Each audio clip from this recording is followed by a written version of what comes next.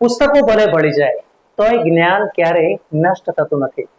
આ વાત નાલંદા વિશ્વવિદ્યાલયના નવા સંકુલના લોકાર્પણ પ્રસંગે વડાપ્રધાન નરેન્દ્ર મોદીએ કહી છે. મહત્વપૂર્ણ છે કે નાલંદા વિશ્વવિદ્યાલયનો ઇતિહાસ ખૂબ જ ગૌરવશાળી રહ્યો છે. ઈસવીસન પૂર્વે 5મી સદીમાં નાલંદા વિશ્વવિદ્યાલયની સ્થાપના થઈ હતી.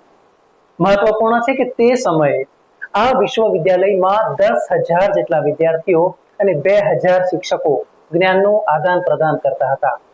પ્રાચીન નાલંદાના ખંડેરોને સંયુક્ત રાષ્ટ્ર દ્વારા હેરિટેજ સાઇટનો દરજ્જો આપવામાં આવ્યો છે.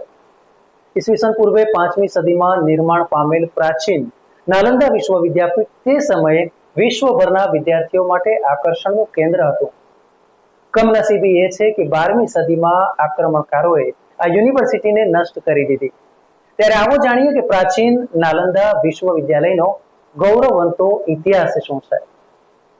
મિત્રો, 5મી સદીમાં સ્થપાયેલ નાલંદા વિશ્વવિદ્યાલય બિહારમાં સ્થિત હતું. પટનાથી આશરે 90 કિલોમીટર દૂર આ સ્થળની અતિ પ્રાચીન વિશ્વવિદ્યાલયના રૂપે ગણના થતી હતી. એવું કહેવાય છે કે તે સમયે વિશ્વભરમાં નાલંદા વિદ્યાપીઠનો દબદબો હતો. બૌદ્ધ ધર્મનું જ્ઞાન આપતું તે ભારતનું એકમાત્ર સ્થળ હતું. ગૌરવની વાત એ છે કે વર્લ્ડ હેરિટેજ સાઇટમાં સ્થાન પામનારું તે વિશ્વનું એકમાત્ર પ્રથમ વિશ્વવિદ્યાલય છે. માત્ર જ્ઞાન મંદિર તરીકે નહીં, સુંદરતા અને કલાત્મકતાની દ્રષ્ટિએ પણ તે સર્વશ્રેષ્ઠ પુરવાર થયું છે. નાલંદાની વિશ્વ ખ્યાતિ ધરાવતી આ વાત જ્યારે આપણે કરીએ છીએ ત્યારે એ બાબત પરથી પણ તેની પ્રતીતિ થાય છે કે 7મી સદીમાં ચીનથી ભારતના પ્રવાસે આવેલા યુઆન સાંગે પણ તેમના પ્રવાસ વર્ણનમાં નાલંદા વિદ્યાપીઠનો સવિશેષ ઉલ્લેખ કર્યો છે.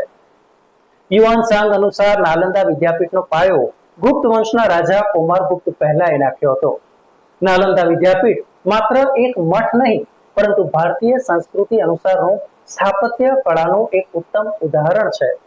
નાલંદા વિદ્યાપીઠ 1600 મીટર લાંબુ અને 800 મીટર પહોળાઈ ધરાવતું એક મોટું સંકુલ હતું, જેમાં 7 મોટા અને 300 નાના ઓરડા આવેલા હતા. આ ઉપરાંત 11 જેટલા બુદ્ધ વિહારો, અનેક બહુમાળી સ્તૂપો અને મંદિરો પણ હતા. ચિંતન માટે વિશાળ ગુફાઓ ઉપરાંત વિશાળ પુસ્તકાલય હતા. રત્નસાગર, રત્નદીદી તેમજ રત્નરંજન નામની 3 ભવ્યાતિ ભવ્ય કહી શકાય એવા મહેલો પ્રકારના પુસ્તકાલય હતા, અને તે પણ 9 માળના તે સમયે.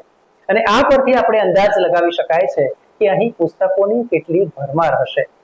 કહેવાય છે કે તે સમયે અહીં લગભગ 9 મિલિયન એટલે કે લગભગ 90 લાખ જેટલા પુસ્તકો હતા.